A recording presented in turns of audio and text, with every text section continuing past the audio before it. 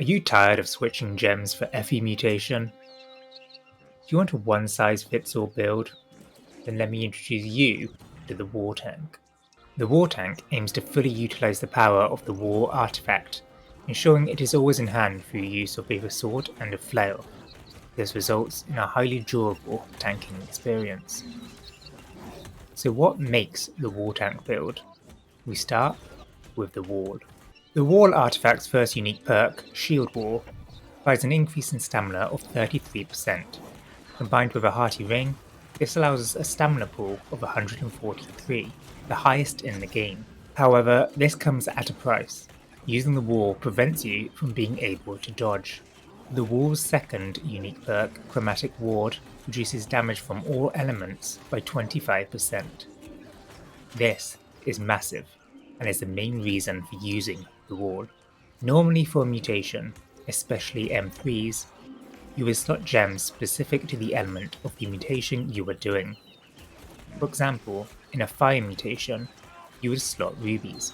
However, as the wall already provides 25% to all elements, we can just slot opals in all of our armor and jewelry.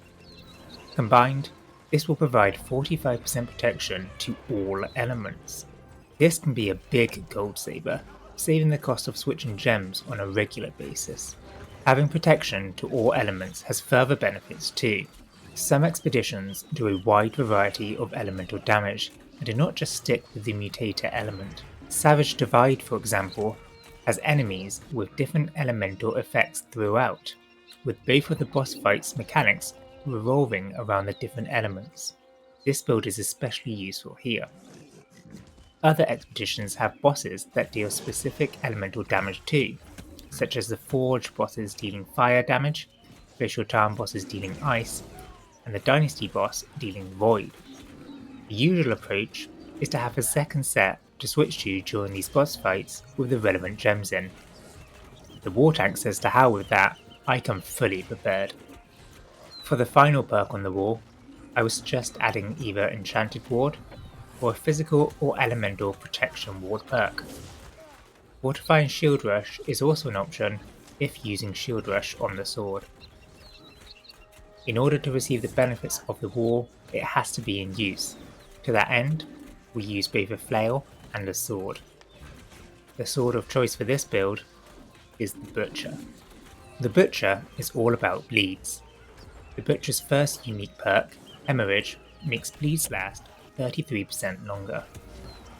The second unique perk, Jagged Whirls, causes Whirling Blade to inflict bleed. These perks, combined with Keenly Jagged, allows an impressive amount of bleed damage to be applied. This can be very useful to raise your threat level to hold the enemy aggro. For the final perk on the Butcher, we have added a gem slot. This allows us to slot a Carnelian gem to activate taunts. For our flail, we are using Refreshing Move, Keen, and Crowded Bludgeon. Crowded Bludgeon is a key perk that greatly decreases the cooldown of Bludgeon. This is especially useful when fighting lots of enemies, as it can allow the skill to be spammed. For the majority of our armor, we are using Health, Enchanted Ward, and Refreshing. This gets us to the max 4 Refreshing. This is especially useful to lower the cooldowns on this build, as we are unable to get Refreshing Move on the Butcher. For our chest, we are using Enchanted Ward, Elemental Aversion, and Sturdy Energy. For our amulets, we are using Health, and an Element Protection perk that matches the element of the mutation we are doing. For the ring, we are using Hearty, Leeching, and Keen Awareness. Using slash damage over Keen Awareness is also an option. For the earring, we are using a Keratin earring which comes with a regenerating and healing heart. For the third perk, we have added Despised. For the attributes, we are using Strength and Constitution, evenly split at 300 each.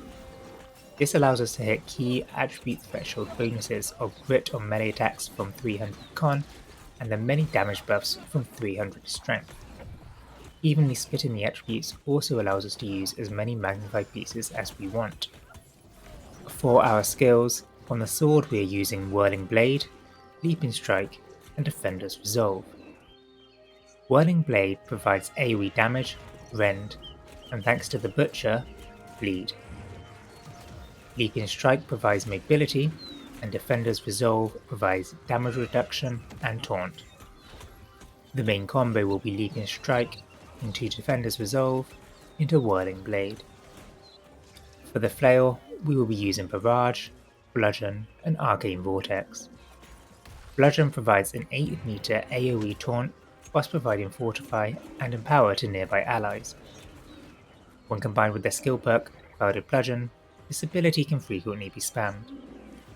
Barrage provides mobility, taunt, and an AoE Fortify, whilst Arcane Vortex provides AoE damage and both Empower and Cleanse to allies. Let's now take a look at some of the pros and cons of the build. Starting off with the pros. No need to switch gems.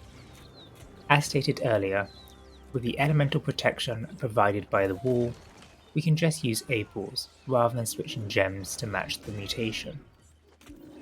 Protection from all elements.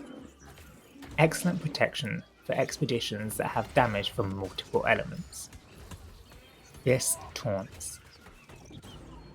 Defender's Resolve and Bludgeon are two of the best taunts in the game.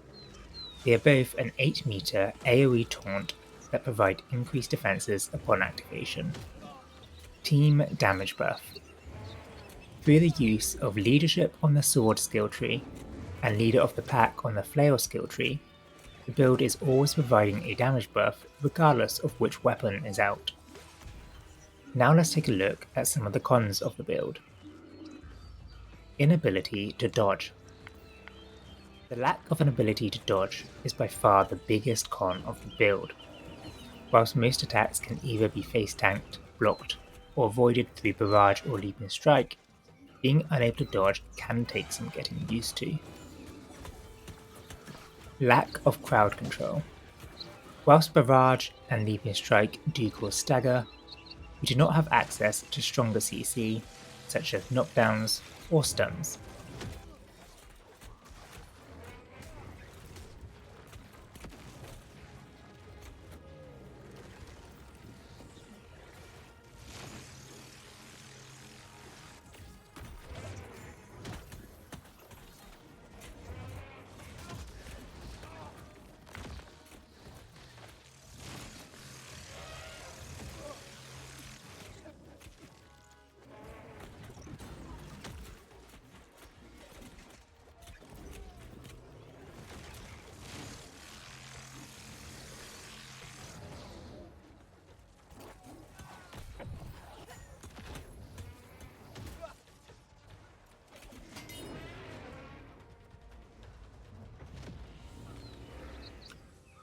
That's it for the video.